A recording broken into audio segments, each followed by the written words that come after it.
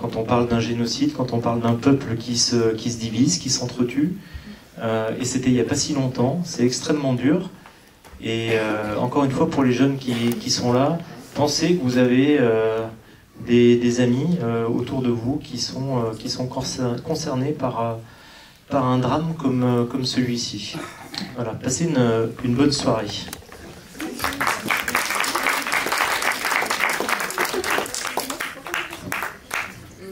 Bonsoir. Bonsoir. Alors, on est vraiment dans un sujet, effectivement, qui n'est pas forcément familier pour la plupart d'entre vous. Parce que, à la fois, c'est une question d'âge, c'est une question aussi d'un pays qui n'est pas forcément très connu en France. C'est aussi une notion qui est parfois un peu compliquée à comprendre, mais que vous avez réussi à rendre justement extrêmement compréhensible, et on vous remercie. Mon invitée, elle est responsable Afrique d'un journal, je ne sais pas si vous connaissez ce journal, qui s'appelle Libération. Vous voyez qui voit ce que c'est? Oui, alors pas les plus anciens, mais chez les plus jeunes. Non? Non? Est-ce qu'il y a quelqu'un qui a moins de, on va dire, allez, 30 ans, qui connaît Libération? Vous avez moins de 30 ans? Ah oui, je vois pas trop votre visage avec la bataille à ce jeune homme. C'est quoi Libération, à votre avis? C'est un journal de personnes qui voyagent dans le monde. Alors, il y a des personnes qui voyagent dans le monde, puis il y a des gens aussi qui sont correspondants et correspondantes à Lyon. Mais effectivement, il y a une grosse couverture internationale. Ils vont dans les pays en guerre. Ils vont parfois dans les pays en guerre. C'est effectivement une partie de l'activité. Puis parfois, il y a des choses plus quotidiennes. Merci à vous. Est-ce qu'il y en a d'autres qui connaissent Libération? Un autre? Il y a le monsieur derrière la caméra. Oh, bah c'est bon, bah je... Non, vous êtes Je triche. Oui, personne d'autre qui connaît Libération? Alors, je vais peut-être demander à un plus ancien. Comment... Alors, vous aviez l'air de connaître, juste derrière Caroline. Vous n'aviez pas levé la main? Vous ne connaissez pas Libération? Alors, comment est-ce que vous pourriez définir Libération? Qu'est-ce que c'est pour vous? Ah, il y a cette dame là qui a l'air peut-être un peu disserte sur le sujet.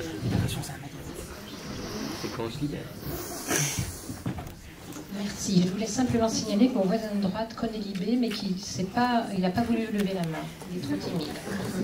Ouais. Ah oui, Comment est-ce que vous définiriez Libération? journal de gauche. C'est aussi une des définitions. J'ai fêté ses 50 ans il n'y a pas très longtemps parce que j'avais acheté le supplément. Et moi j'adore les titres de Libé, entre autres. Parce qu'il y a des jeux de mots, des choses comme ça. Et puis voilà, je partage plutôt pas mal de leurs pages.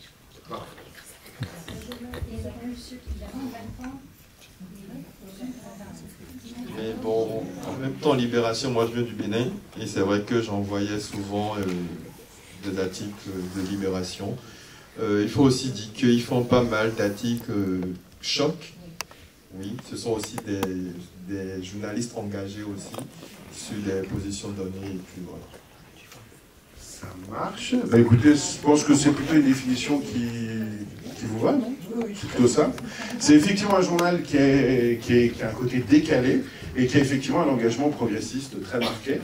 Et effectivement, je suis ravi de vous recevoir parce que je suis un vieil abonné maintenant. Ça doit faire peut-être plus de 20 ans que je suis abonné à Libération, donc je suis absolument ravi de vous recevoir. On est absolument ravi de vous recevoir. Je sais que vous avez probablement quelques autres abonnés, parce que j'imagine que je ne suis pas le seul abonné lyonnais, il y en a quelques autres.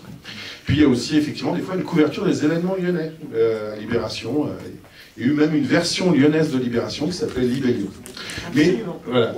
Mais on va revenir sur le sujet principal, c'est effectivement la question du génocide au Rwanda, qui est quelque chose qui est survenu en 1994. Ma voisine va l'expliquer beaucoup mieux. Elle a travaillé largement sur le sujet, largement documenté sur le sujet, largement aussi regardé les interactions qu'il pouvait y avoir entre la France et cet horrible génocide, qui est vraiment quelque chose qui est passé relativement inaperçu, en fait. Quand vous prenez dans l'opinion publique, vous dites, est-ce qu'il y a eu un génocide au Rwanda? Je ne suis pas sûr que beaucoup de gens dans la salle le sachent. Il y en a qui le savent et beaucoup l'ignorent. Quand même, maintenant un peu plus. Un peu plus, mais... Le génocide au Rwanda est au bac en France.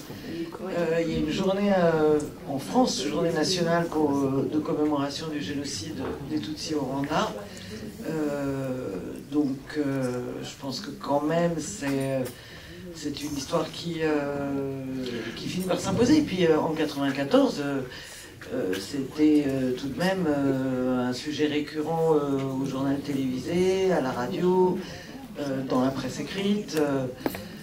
C'est pas parce qu'on les a abandonnés à leur sort qu'on ne savait pas ce qui s'y passait. Ah oui, non, je suis pas en train de dire qu'on ne sait pas. C'était quand même pas totalement passé à côté. Mais c'est quelque chose, pour enseigner des fois, je suis assez surpris de voir, effectivement, dans beaucoup de générations, que c'est pas forcément quelque chose de connu, même s'il y a des efforts que vous avez soulignés à juste titre là-dessus.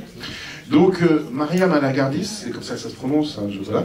C'est une journaliste qui est grande reporter. Grande reporter, elle va vous expliquer aussi ce que c'est. C'est une position particulière dans un journal. Vous avez les reporters, les grands reporters, vous avez des pigistes, vous avez plein de positions dans la presse. On va pas vous faire un cours aujourd'hui sur ce que c'est que la presse. Mais grand reporter, c'est aussi une dimension très importante du journalisme. Et puis, ce que je vous propose, c'est qu'on regarde, peut-être que vous voulez dire un mot auparavant, et puis après on va regarder le film. Et puis après, ce qu'on va faire, c'est vous répondrez aux questions de la salle une fois que la salle se sera imprégnée de votre travail de vidéaste et de documentariste. Ok ? Je ne sais pas si vous voulez dire déjà quelques mots avant qu'on... Non, c'est simplement que moi j'ai couvert comme journaliste le génocide en 1994 et depuis je suis retournée très souvent au Rwanda et c'est un pays auquel je tiens beaucoup. C'est un pays qui a une histoire tragique et un destin assez à part, même après le génocide.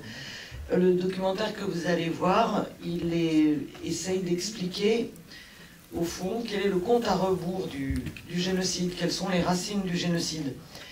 Et je tiens à signaler aussi que la même année, le film est sorti l'année dernière, il a été diffusé par France Télévisions au moment des commémorations des 30 ans du génocide, et au même moment, j'ai écrit un roman qui est un roman policier sur les 5 derniers mois avant le génocide, qui s'appelle Avant la nuit, et où finalement, bien plus, parce que c'est intéressant quand on est journaliste, finalement, c'est plus dans la fiction que j'ai eu l'impression de pouvoir réellement dire et expliquer ce qui s'est passé. Mais je vous laisse quand même voir le documentaire qui est un rappel historique de la façon dont les choses se sont enclenchées, parce qu'un génocide, c'est pas une météorite qui tombe soudain du ciel. C'est un long processus qui tient à la propagande, au racisme, à la manipulation, et déjà à l'époque aux fake news, même si on n'appelait pas ça comme ça. Voilà. Monsieur Védrine, où il y a des questions qui sont encore un peu dans l'ombre là-dessus. Et puis, vous avez encore la présence dans d'autres pays de formes dérivées de ce génocide. Par exemple, au Congo démocratique, vous avez des milices Tutsi qui déstabilisent l'M23. Le pays. Du Misutu, pardon, qui effectivement. Puis aussi, vous avez aussi le Rwanda qui utilise des milices Tutsi. Oui, c'est plus compliqué que ça. Plus compliqué que ça. Vous nous l'expliquerez de manière moins schématique que moi, que je suis en train de le faire, mais c'est pour simplifier un peu. Donc il y a la problématique Tutsi Hutu, effectivement, on peut la trouver au Burundi à côté, on peut la trouver au Rwanda à côté. Juste aussi peut-être préciser la révolution de 1959, qui est en fait le renversement des monarchies Tutsi par les Hutus, et qui effectivement a été quelque chose ensuite vous en parlerez largement plus. Et puis, surtout, je vais beaucoup plus vous laisser la parole. En tout cas, merci pour ce travail, pour ce documentaire qui a été un moment extrêmement émouvant. Non, mais je pense que tout ce qui est important dans cette histoire qui est importante parce que c'est un génocide, et que un génocide, c'est une histoire qui concerne tout le monde, toute l'humanité. Donc, ça a beau s'être déroulé dans un petit pays d'Afrique, il y a maintenant plus de 30 ans, ça reste une page sombre de notre histoire commune. Alors je dirais qu'en plus, ce qui s'est passé au Rwanda, vous l'aurez compris en regardant ce documentaire, est d'autant plus concernant pour nous que bien évidemment la France a joué un rôle très important. C'est pas la France qui a commis le génocide, mais sans la France, peut-être que le génocide n'aurait pas été possible. Et en tout cas, la fuite des responsables du génocide n'aurait pas été possible. Ces responsables, ils sont souvent ici en France, encore aujourd'hui. Un certain nombre, peu, ont été jugés, mais beaucoup vivent en toute impunité, malgré les crimes monstrueux qu'ils ont commis.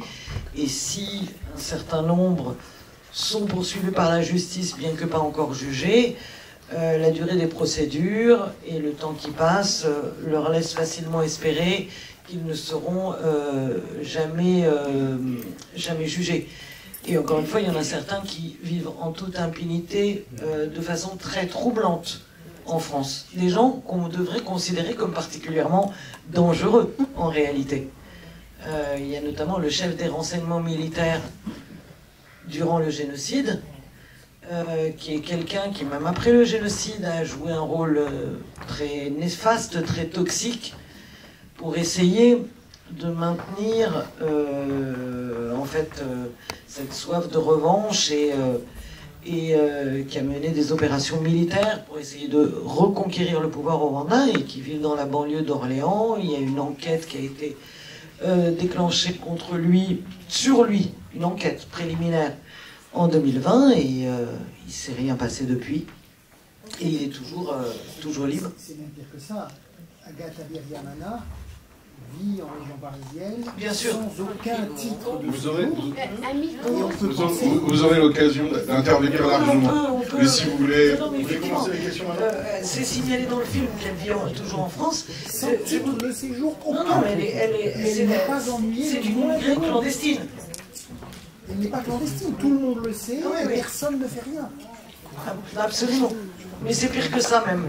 Parce que dans son cas à elle, on se dirige vers un non-lieu parce que la juge d'instruction en charge de l'affaire était quelqu'un d'extrêmement partial. Il y a encore aujourd'hui des complicités en fait dans l'État français. Mais bien sûr, bien sûr. Il y a un réseau autour de Pérégrine et d'autres très puissants qui aujourd'hui encore défendent ces gens-là. Mais bien sûr, c'est pas une histoire qui appartient au passé. C'est une histoire qui appartient au présent. Ces gens qu'on peut considérer comme des nazis africains, ils vivent parmi nous. Ils sont là. Ils bénéficient de soutien à des niveaux différents de l'État français. Pas forcément de responsables qui sont encore actifs, mais de responsables qui ont encore des réseaux, qui ont encore du pouvoir. Oui, on peut commencer. Allez, je vais vous donner un micro, madame.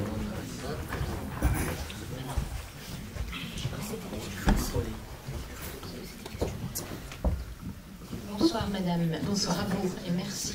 J'ai appris plein de choses, vraiment. Donc j'ai plusieurs petites questions. Si vous me permettez, je vous les énumère. Alors il y en a des très pratico-pratiques. Un, est-ce que votre film, on peut le voir ailleurs que ce soit Racine et Duchère? Alors, normalement, il est toujours sur le site de France Télévisions. D'accord. France Télévisions, c'est gratuit, hein, c'est la télé publique. Moi, je suis prof à la Martinière et je pense que ça peut être intéressant qu'on puisse aussi le montrer à des élèves et à des étudiants. Donc ça, c'était une première chose. Ensuite, je voulais vous poser la question, le TPI.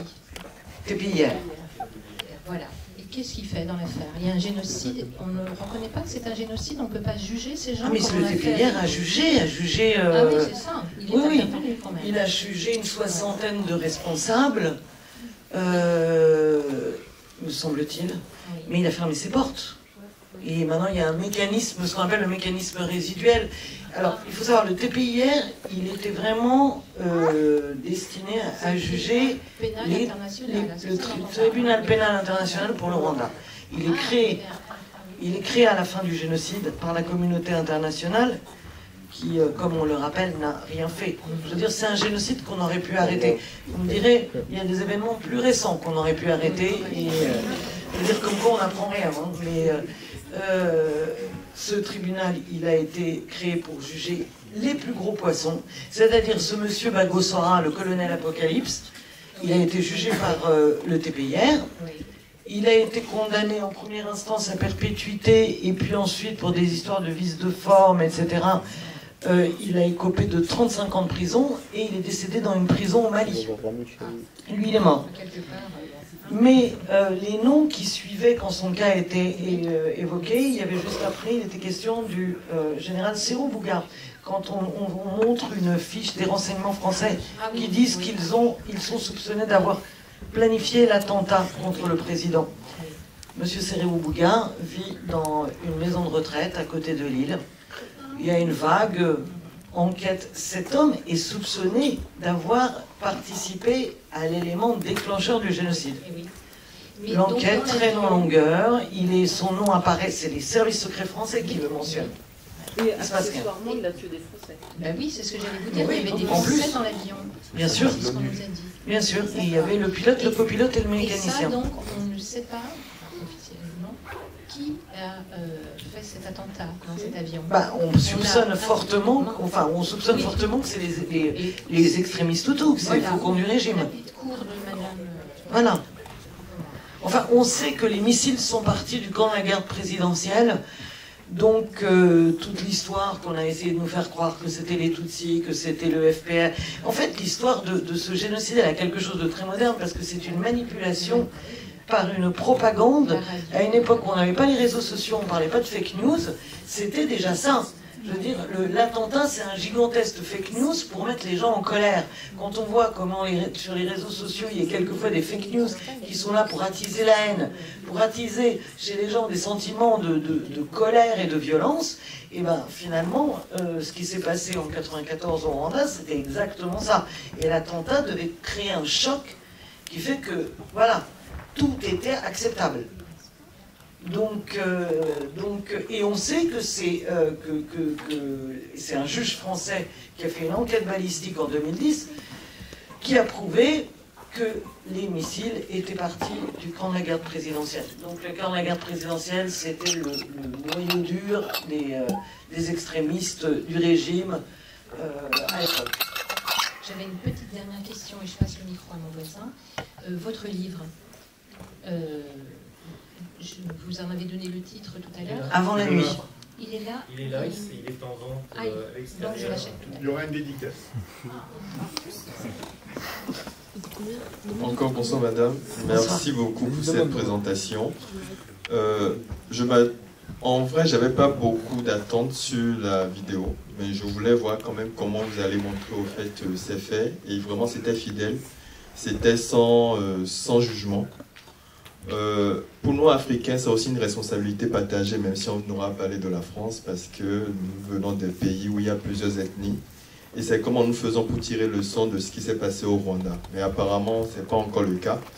Mais le cas rwandais est un cas en matière de génocide qui frappe le plus, parce qu'en moins de 3 mois, 1 million de morts. Cela a été un peu justifié par la superficie du pays qui est relativement un peu qui est courte. Mais cela ne justifie pas ce qui s'est passé, premièrement. Deuxièmement, il y a la responsabilité aussi de la colonisation. La colonisation belge qui déjà a voulu racialiser au fait en quelque sorte la politique du diviser pour régner. Et l'influence également de l'élite rwandaise, parce que c'est l'élite rwandaise aussi qui a pensé au fait tout ce mécanisme, a pu mettre en place toute cette machine de guerre et d'extermination.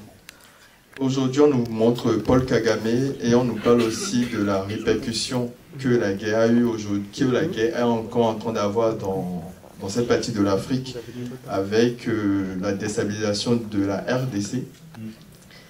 Et là, récemment encore, il y avait encore des politiques françaises qui voulaient se désengager un peu de leur responsabilité de ce qui se passe au Congo. Mais quand on regarde un peu le fil conducteur, ça a commencé avec le Rwanda. Et pourquoi ne pas se dire, finissons pour une fois pour de bon? Et là encore, il est toujours financé, parce que après un génocide, même si aujourd'hui ils ont relativement mis Hutu contre Tutsi, après ça, comment nous faisons pour vivre ensemble? Aujourd'hui, ce sont les Tutsis, c'est Paul Kagame, les Tutsis, même si l'idée d'État-nation est relativement en train de vouloir émerger, comment on fait pour que le Hutu qui avait été coupable, passible de crimes contre le Tutsi, puisse être effacé, pour qu'on puisse effacer au fait cette violence. Parce que pendant longtemps, il y a eu une manipulation de la population. Certains, par exemple, disaient, moi, on m'a dit, c'est le méchant, il faut aller le tuer. Comment on fait pour que cela ne se répète plus? Et quels sont les mécanismes mis en place? Et une fois de plus, la communauté internationale, je suis désolé de le dire, elle est limite inactive et franchement, elle ne sert absolument à rien. Tout est une question d'intérêt.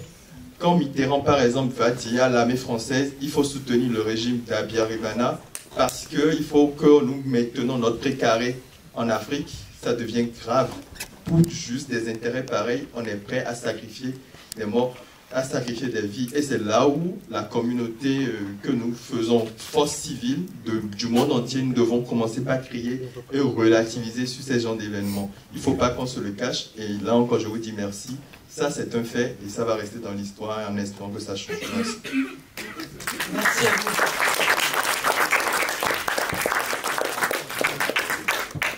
Il y a beaucoup de choses dans ce que vous avez dit. Mais sur la question cruciale de comment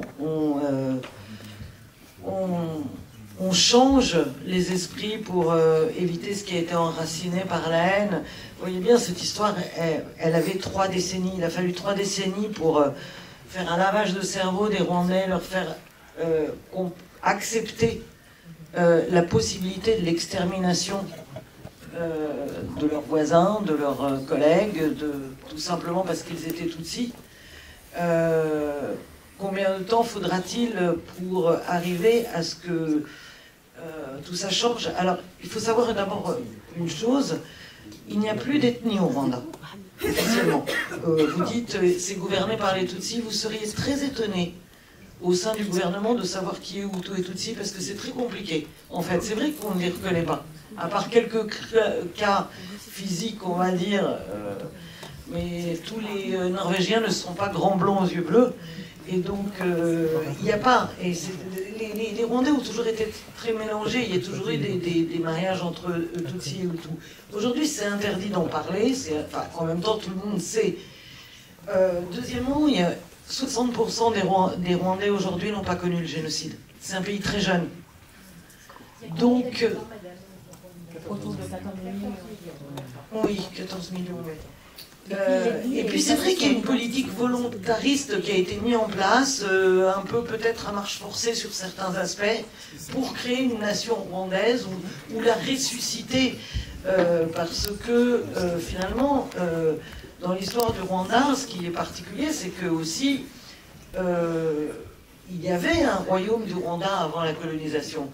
Aujourd'hui, peut-être que sur place, il est quelque part magnifié parce qu'il sert un peu de mythe fédérateur, mais pourquoi pas. Toujours est-il qu'il y ait une tentative, mais ça serait faux de croire qu'aujourd'hui, cette histoire du poison raciste, je dirais plus que ethnique, le poison raciste est éradiqué. Ça serait faux de croire que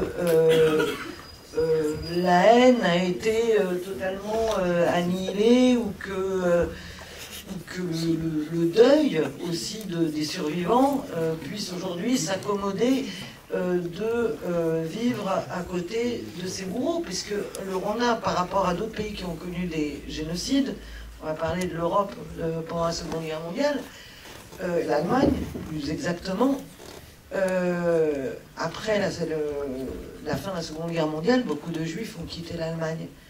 Au Rwanda, les bourreaux et les victimes cohabitent. C'est une situation complètement unique sur un territoire, comme vous disiez, qui est petit, qui est la taille de la Bretagne. Beaucoup de gens ont été emprisonnés, mais pas tous. Pas tous, parce que, faute de preuves, il y en a qui n'ont jamais été emprisonnés. Et puis il y a ceux qui ont été emprisonnés, mais qui ont été libérés. Notamment, il y a eu justement tout le seuil de la peine des 30 ans, qui concernait énormément de gens. Et ces gens-là ont été libérés. Il y a eu aussi les juridictions populaires, parce que ça a été un génocide, grâce à une propagande extrêmement efficace, grâce à ces années et ces années de martèlement de l'idée que, voilà, le Tutsi c'était l'ennemi, de ces années d'impunité aussi, où jamais personne n'était jugé ou condamné pour avoir tué un Tutsi.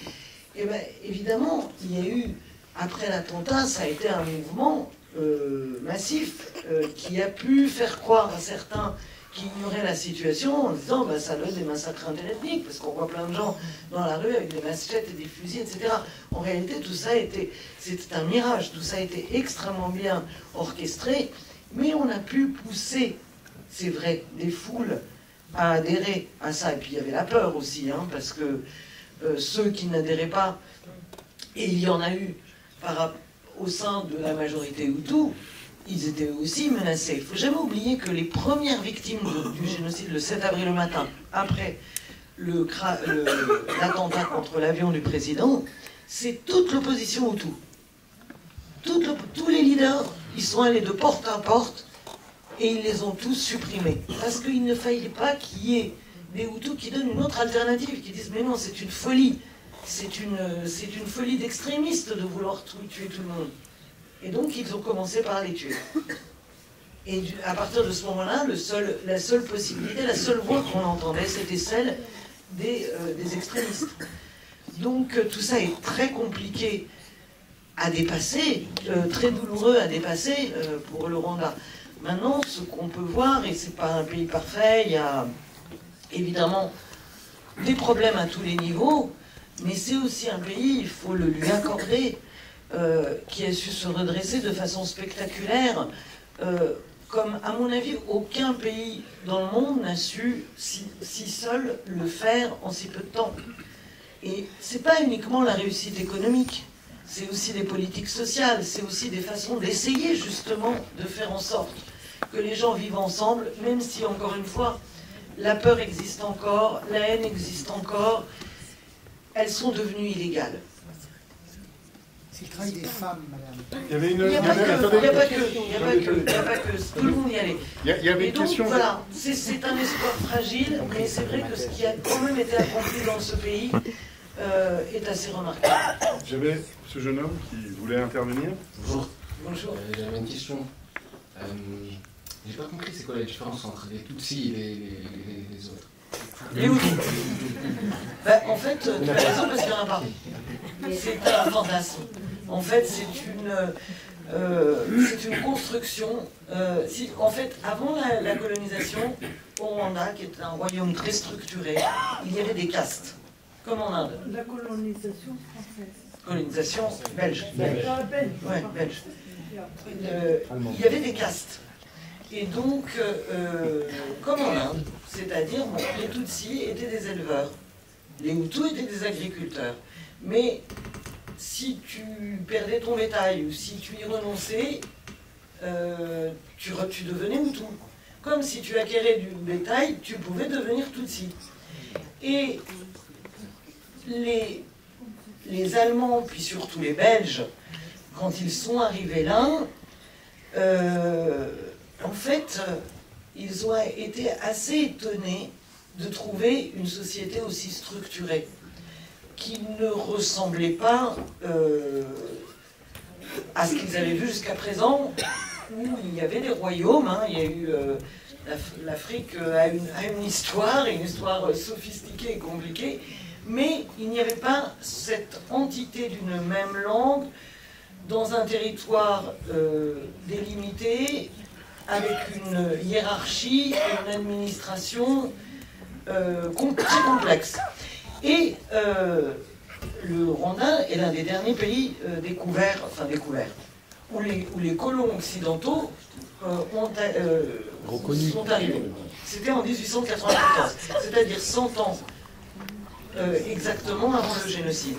Et quand ils découvrent cette société, ce royaume, en fait, ça contredit aussi un peu leurs préjugés racistes, parce que la justification de la colonisation, ça a été toujours, on va apporter de la civilisation aux sauvages. Ça n'a jamais été ouvertement, on va les piller, les violer, les asservir. Ça, même à l'époque, c'était inaudible. Donc il y avait toujours cette idée que ce sont des peuplades obscures, incapables de s'organiser, et cette confrontation au Rwanda a développé un discours, il y en a une littérature très abondante, qui a expliqué que la monarchie au Rwanda, qui c'est vrai était uniquement Tutsi, ils n'étaient pas tout à fait noirs. Ils devaient venir d'ailleurs. Certains ont même écrit, ce sont des juifs perdus en Afrique. On les appelait les juifs d'Afrique sous la colonisation. Et à partir de ce moment-là, ils ont développé ce discours en disant, bon, alors d'un côté, il y a ceux qui sont les paysans, qui sont bêtes parce que noirs, qui sont paresseux parce que noirs, Et puis il y a ceux qui sont sophistiqués, qui ne sont pas tout à fait noirs, et on va les séparer. Donc c'est pas uniquement le diviser pour mieux régner, il y a un fondement idéologique raciste dès le départ, dans la tête des colons, mais soutenu par toute une littérature, et des bouquins et des bouquins écrits sur le sujet, qui expliquaient, ben non, en fait, Tutsi et Hutu, c'est complètement différent. Il y a ceux qui sont plus proches de nous, sophistiqués, qui sont certainement venus par le Nil, d'autres régions du monde, et il y a les vrais Africains qui sont forcément menteurs, paresseux, idiots, etc. Et comme de cette façon, ils arrivaient finalement à faire coïncider leurs préjugés avec l'administration de ce territoire un peu à part. Et donc ils ont construit ça. Mais en fait, à partir du moment où on commence à construire ça et que de génération en génération, on coupe et on sépare les gens, ben, en un sens, ça finit par exister. C'est pas parce que c'est imaginaire au départ que ça ne rentre pas dans la tête des gens. Et puis, depuis la colonisation, il y avait sur les cartes d'identité marqué Tutsi, Hutu et toi qui étaient les primés. Et donc, ces cartes d'identité ont permis d'identifier les gens au barrage, parce que sinon, on ne les reconnaissait pas. D'autant plus que, contrairement à ce qu'on voit dans d'autres pays d'Afrique, où il y a effectivement des ethnies avec des cultures et des langues différentes, au Rwanda, tout le monde parle la même langue. La même religion. Comment ? Même religion. Et même religion. Et la religion traditionnelle des Rwandais avant la colonisation était une religion aussi spécifique. C'était monothéiste et pas polythéiste. Il y avait un dieu Imana, comme chez les chrétiens. D'ailleurs, ils ont été très nombreux à se convertir en masse. Et l'Église a été loin d'être exemplaire pendant le génocide également. Voilà. D'ailleurs, à propos de religion, le parti qui devient génocidaire, au départ, c'est un parti qui est démocrate chrétien. C'est un peu l'équivalent au départ du MoDem en France. Ce qui est un peu surprenant. Ils appartenaient à l'Internationale démocrate chrétienne. Vous aviez une question, monsieur? Ah, monsieur. Oui, puis après on va monter, rassurez-vous. Oui, mettez le micro un peu plus dans. J'ai une question. C'est dans la rue, comment ils reconnaissent les différentes races? Mais il n'y a pas de race, ils ne les reconnaissent pas. Je viens d'expliquer.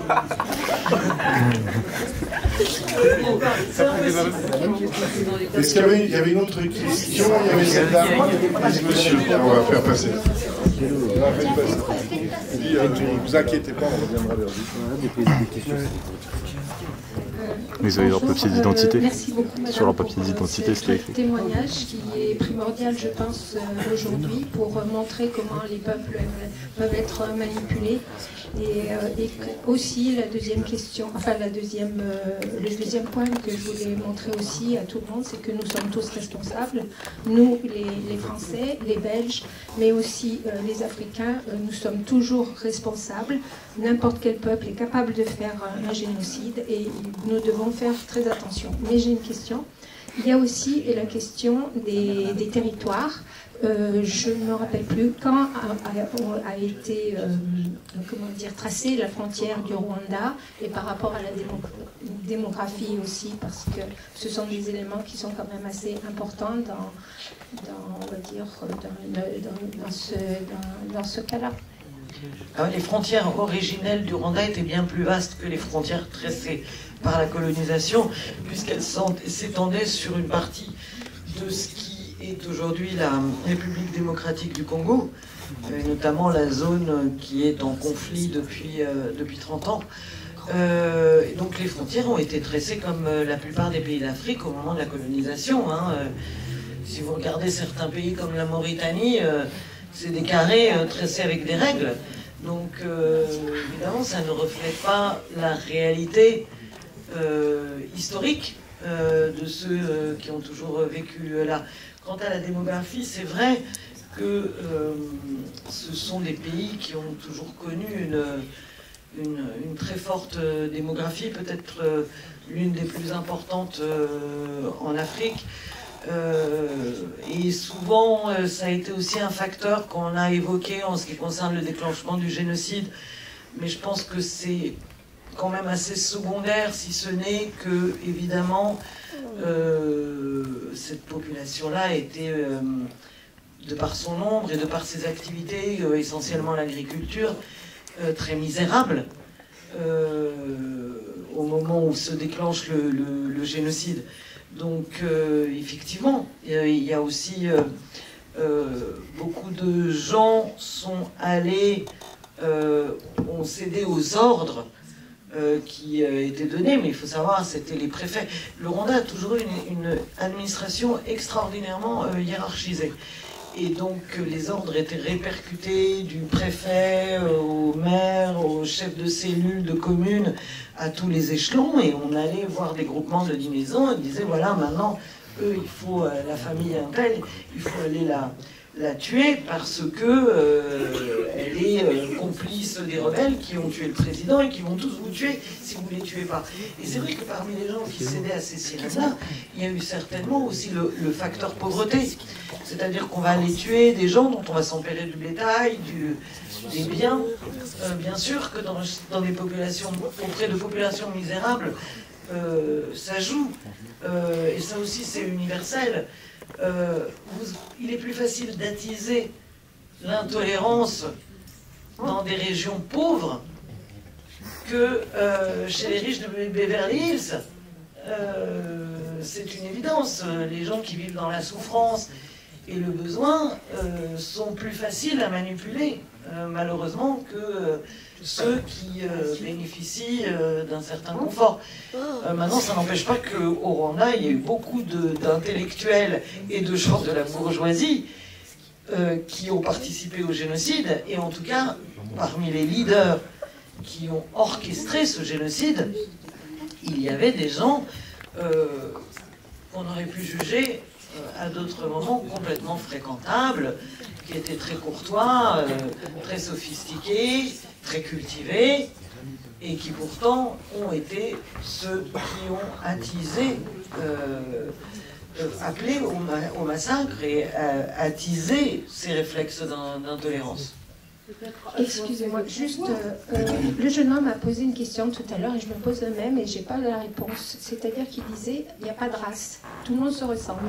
C'est comme si on disait, les Lyonnais vont exterminer les Parisiens. Comment faisait-il pour se reconnaître? C'est ce que j'ai expliqué au jeune homme. Il y avait la mention ethnique sur les cartes d'identité. Mais quand vous envoyez une milice, ils ne connaissent pas, ils ne sont pas du village. Demande la carte d'identité. Demandez la carte. Demandez la carte d'identité. Ah, mais il y avait des barrages. Au barrage, les gens étaient sauvés de montrer leur carte. Si je peux y répondre, excusez-moi. En fait, je suis rwandaise, c'est pour ça que je me permets. En fait, j'ai vécu cette histoire. Dans le film, il était dit quelque part où on rappelait combien on rappelait à tout le monde à l'école primaire. Oui. Est-ce que vous êtes Tutsi, vous êtes Hutu? Il y avait régulièrement cet appel à nous dire, à nous montrer en fait. Et quand tu te trompais, souvent les enfants, ils ne savaient pas si j'étais Hutu ou Tutsi, tellement les familles avaient peur de se mettre en conflit et s'aimer ce conflit dans leurs enfants. Ils cachaient, ils disaient, bon, vous répondez seulement que vous êtes rwandais, c'était tout.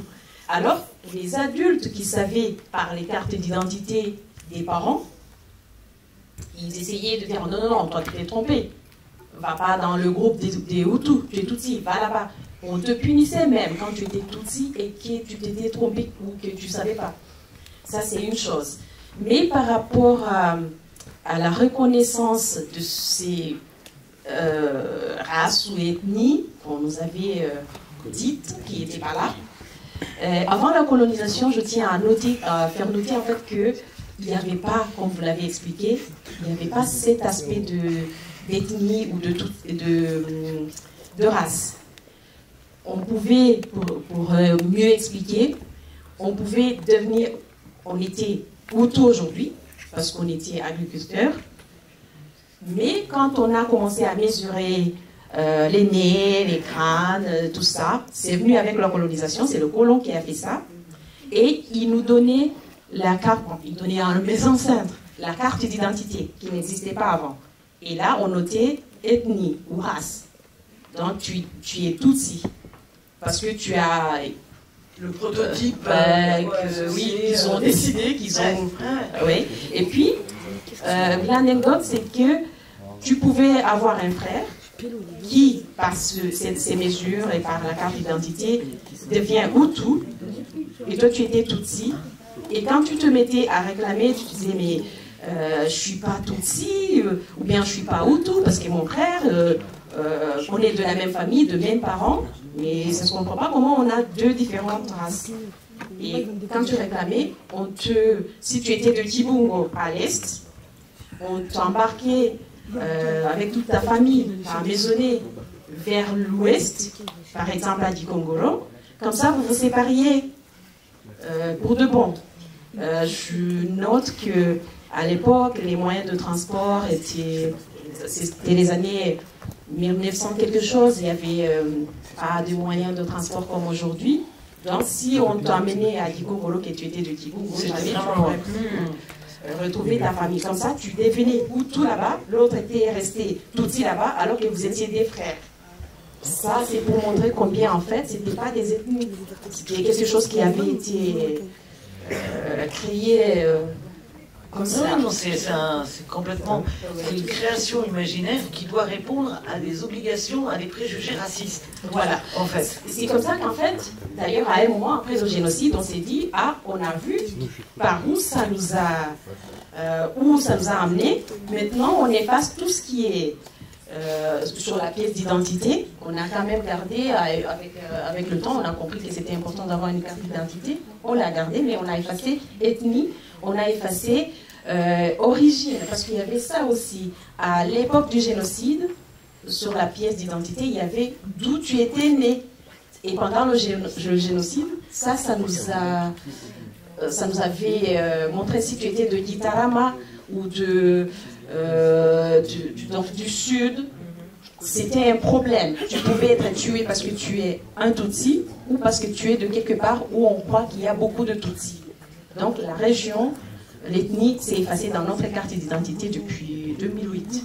Non, depuis 1996 et puis 2008. Pour répondre à une question, je me permets, je vous en prie. Je ne répondrai pas peut-être spécifiquement à la question qui a été posée aux jeunes de Benin, mais le film ne pouvait pas tout montrer, tout documenter, mais il faut que je dise quelques peu de mots en fait sur la situation à la fin du génocide.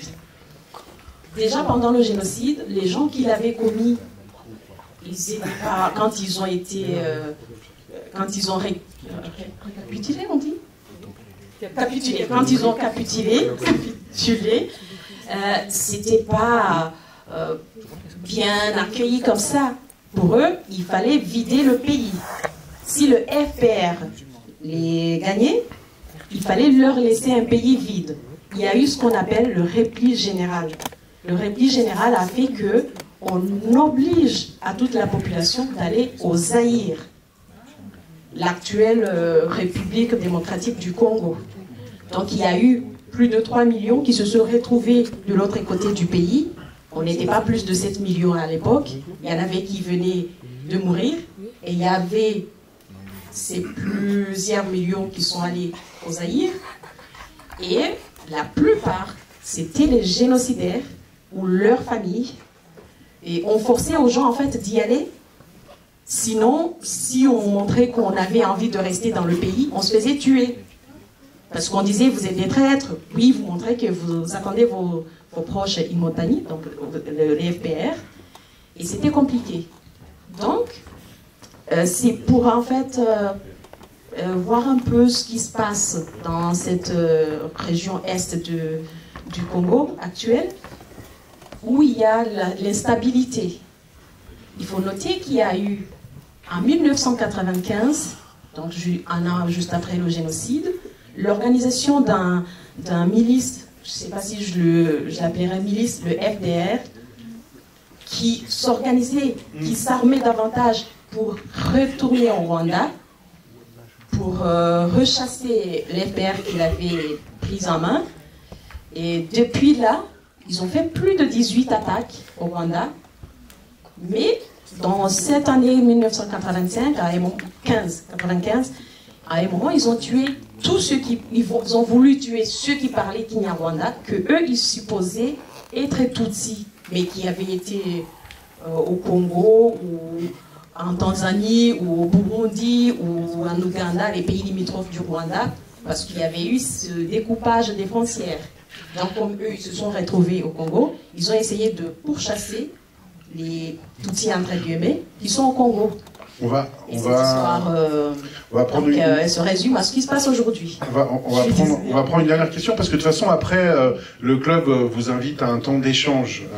Il y aura une dédicace de l'auteur. Je vais peut-être prendre le monsieur au fond, parce que la dame, vous étiez déjà intervenu. Et puis, de toute façon, vous aurez l'occasion d'en parler.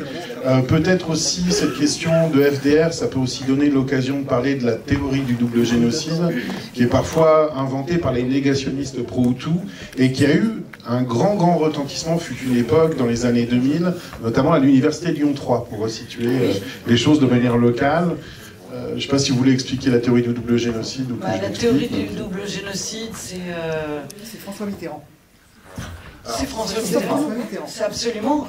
Bon, déjà, d'une manière générale, tout génocide entraîne sa négation. Et la théorie du double génocide, c'est juste une façon de nier le génocide en disant, oui, certes, en finissant par accepter que certes, les Tutsis ont été tués, mais ceux qui les ont sauvés, en l'occurrence le Front patriotique rwandais, ce mouvement rebelle, a lui aussi commis des exactions aussi nombreuses, sinon pires, sur les Hutus et aussi au Congo, où l'armée rwandaise post-génocidaire va aller traquer justement ces militaires et miliciens qui s'y étaient réfugiés en 96.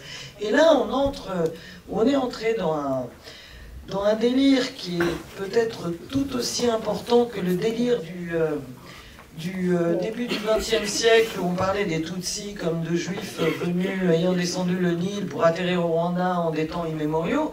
C'est que sur la situation du Congo, qui évidemment résulte des conséquences du génocide, on a vu un nombre exponentiel de victimes basées sur aucune réalité scientifique ou statistique, s'enflammer jusqu'à dire, bon, au Congo, depuis la fin du génocide au Rwanda, il y a eu 6 millions de morts. Ça, c'est un chiffre qui ne fait référence à aucune donnée historique, scientifique, statistique, personne ne se base derrière, mais l'émergence de ce chiffre en Occident, il fait tilt. Parce que ça fait penser à quoi, 6 millions de morts? 6 millions de morts, c'est la Shoah.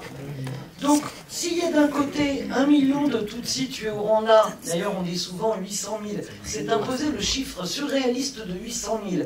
Là aussi, c'est un jour quelqu'un aux Nations Unies qui a dit 800 000, histoire de ne pas dire 1 million, alors qu'aujourd'hui on sait, parce qu'il y a eu des comptabilisations faites là pour le coup au Rwanda, tout simplement sur les gens dont les membres avaient disparu et qui au bout de quelques années on comprenait que tout le monde n'a pas retrouvé ses morts parmi les familles de victimes. Mais on a estimé qu'on est même autour de 1 100 000, quelque chose comme ça, tu confirmes Agnès, grosso modo. Mais évidemment, si on dit d'un côté il y a 1 million et 6 millions, en fait oui, il y a un double génocide. Donc c'est un chiffre et c'est pas des humains. Non, mais par ailleurs, c'est une manipulation supplémentaire. Le double génocide, c'est en gros, voilà, c'est une théorie qui apparemment a connu un certain succès dans l'université lyonnaise, mais pas que. C'est des chiffres que des proches de Mitterrand, encore aujourd'hui,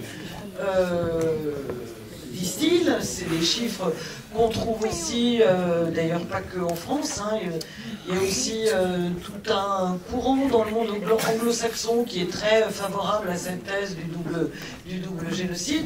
Et au fond, c'est une manière d'atténuer la gravité et l'ampleur historique de ce qui s'est passé au Rwanda en 1994, en disant, bon, finalement, les victimes sont devenues des bourreaux. Et ça, c'est en plus un discours qui séduit beaucoup dans notre monde contemporain, où on a l'impression qu'il faut regarder l'actualité de façon blasée, il n'y a pas de bon, il n'y a pas de méchant, tout le monde est méchant et bon en même temps, etc. c'est aussi un discours qui tourne et qui a beaucoup de, on va dire, d'adeptes. Et c'est d'autant plus facile de coller ce genre de discours à l'Afrique qu'en gros, on sort des chiffres invérifiables et personne ne vient vous contredire. Ok, on va finir par cette question-là, puis je vous rappelle qu'on aura encore l'occasion d'échanger autour d'un verre et autour de la dédicace de l'ouvrage. Écoutez, je vous laisse, monsieur. Merci beaucoup pour ce film, mais en le regardant, je n'ai pas arrêté de penser à la Palestine et aux similitudes, si vous voulez, quand il y a un génocide là-bas, d'un côté un gouvernement extrémiste qui se déclare de la lumière, et qui déclare que les autres font partie des forces obscures, et la complicité des gouvernements, la plupart des gouvernements occidentaux et des médias occidentaux qui invisibilisent tout ce qui se passe là-bas.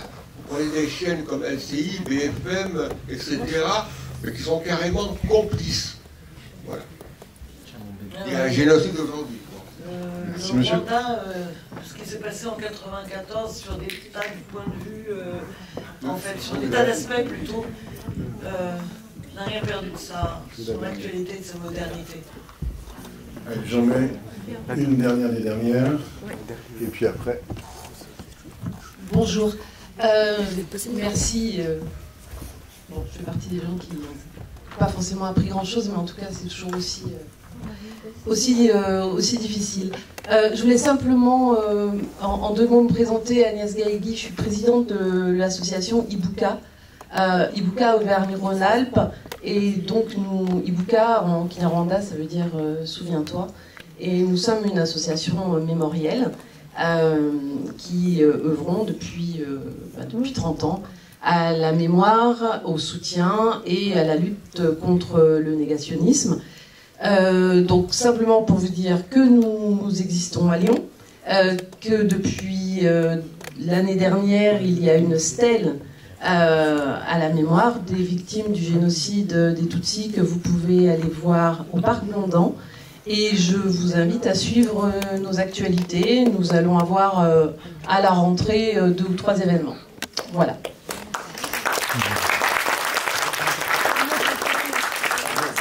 C'est une association d'autant plus à saluer que je me rappelle quand j'étais jeune étudiant, que j'étais à l'UFID, nous avions tenu une conférence ensemble au sein de l'Université Lyon 3 qui était justement ce fameux bastion. Alors là, c'était pas trop Mitterrand qui le disait, c'était plutôt des proches de l'extrême droite qui, au nom de la francophonie, disaient qu'il y avait un double génocide. Je me rappelle très bien de votre travail et vraiment pour celles et ceux qui s'intéressent à la question rwandaise, Ibuka est vraiment une référence en Auvergne-Rhône-Alpes. Merci Romain, merci à tous. Merci Maria. Comme je vous le disais, donc le livre de Maria, Avant la nuit, vous pouvez vous le faire dédicacer à côté. La librairie des Mangeurs d'étoiles de Vèze Lionel est là et on a apporté quelques exemplaires. Maria, vous pouvez peut-être nous présenter en quelques mots ? Oui, bien sûr. Alors Avant la nuit, c'est un peu au départ le même thème que le documentaire, sauf que c'est un roman policier qui se déroule sur les 5 derniers mois qui précèdent l'attentat contre l'avion et donc le déclenchement du génocide, et qui raconte une histoire vraie. D'ailleurs, en fait, tout est vrai. Quand je dis c'est plus commode, je veux dire, quand on est journaliste, on est très attaché au réel. Et moi, c'est la première fois que j'écris de la fiction et je me rends compte que la fiction offre aussi la liberté, d'abord de ne pas se faire attaquer en diffamation, alors que beaucoup de gens qui sont dans ce livre sont des personnages réels et ceux qui les connaissent les reconnaîtront, notamment français d'ailleurs. Mais aussi d'agencer des événements réels entre eux qui arrivent au même moment mais qui n'ont pas forcément de lien évident. Et en fait ça part d'un fait divers qui a vraiment eu lieu en novembre 1993 où on va retrouver 5 enfants assassinés sur une colline du nord du Rwanda. Et les casques bleus de la Minuar qui arrivent juste quelques mois avant le génocide, comme vous avez pu le voir dans le documentaire suite aux accords de paix qui avaient été signés, vont enquêter sur ce meurtre. Et ça c'est effectivement, ça a eu lieu, et très vite vont être très intrigués parce que, en fait, ce sont des enfants de paysans hutus, et ils ne comprennent pas qui aurait intérêt à tuer ces enfants. Et au moment où il commence à enquêter, il commence justement à se rendre compte qu'il y a peut-être derrière une manipulation monstrueuse, on va dire, mois après mois, des indices leur parviennent d'une autre manipulation encore plus importante et encore plus monstrueuse qui est en préparation et qui est la préparation du génocide. Et en fait, tous les faits relatés mois par mois, chaque chapitre est un mois. Ça commence par novembre, décembre et ça monte crescendo jusqu'à avril. Et au fond, tous les faits, même certaines scènes qui peuvent paraître anecdotiques, sont réelles. Se sont réellement passés. Et notamment quand on parlait de la communauté internationale, il y a un personnage qui est un diplomate qui, en février 1994, donc 2 mois avant le début du génocide, vient à Kigali et il est porteur d'un rapport de ses propres services de sécurité, les services de sécurité, services secrets belges. Et c'est évoqué peut-être un peu rapidement dans le documentaire. Et le chef des services secrets belges a des informateurs, comme tous les services secrets, c'est leur job. Hein. Donc le Rwanda, c'est quand même une ancienne colonie belge, donc ils connaissent pas mal de monde. Il y a déjà beaucoup de tensions, beaucoup de périls, beaucoup d'indices étranges sur des caches d'armes, sur des pièces de puzzle qu'au départ tout le monde n'arrive pas à assembler, mais qui font penser que quelque chose d'inquiétant est en préparation. Et lui, il publie un rapport où il dit nos informateurs nous disent qu'on dresse les listes, des listes de gens, et madame, ça répond en partie à votre question, c'est-à-dire que aussi les victimes avaient été identifiées avant, les listes existaient avant le début des massacres, donc on savait où étaient les familles Tutsis, de la même façon qu'on savait où habitaient les chefs de l'opposition à tuer. Donc il dit voilà, il y a des listes, il y a des caches d'armes. Il dit, mais il y a un informateur qui m'a dit aussi, qui nous a dit des choses assez étranges, qui nous a dit que, en fait, au moment où le signal sera donné des massacres, alors il ne parle pas de génocide, des massacres de très grande ampleur, on va assassiner 10 casques bleus belges. On est en février. Et il pose la question à son informateur, et il dit dans son rapport, il explique, il dit, mais je lui demande pourquoi, et il me dit, bah, parce que c'est très simple. Si on tue des blancs, casques bleus, ils vont partir, ils vont pas vouloir mourir pour l'Afrique. Et on va pouvoir massacrer en toute tranquillité.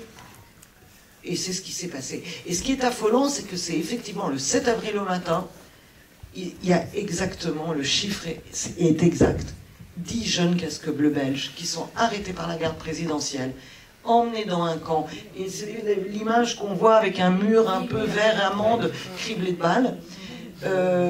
En fait, ils vont se faire lyncher par les militaires, ils vont se réfugier dans ce local, ils vont essayer de se défendre, et leur mort sera en plus atroce. Ils vont mourir de façon absolument abominable, et ça aura l'effet attendu par les extrémistes. C'est-à-dire que quand la Belgique découvre cette horreur, alors que les massacres sont en train de commencer, eh ben, elle dit non. Le contingent belge s'en va. Et évidemment, à partir du moment où il n'y avait plus de protection pour les victimes, cette protection illusoire qu'on leur avait vendue au moment des accords de paix en disant voilà, vous allez avoir en plus des casques bleus qui vont voilà, garantir la mise en place des nouvelles institutions, les risques de dérapage, etc. Et bien après, c'était voilà, c'était le grand lâchage. Il n'y avait plus d'obstacles au massacre généralisé. Merci Maria. C'est pas la soirée la plus légère qu'on ait pu nous proposer, mais néanmoins, c'en est une certainement des plus passionnantes sur toute la série qu'on a pu faire. Donc merci Maria, merci à vous tous. Moi j'ai lu le livre, je vous le conseille. Passez une excellente soirée et un bel été.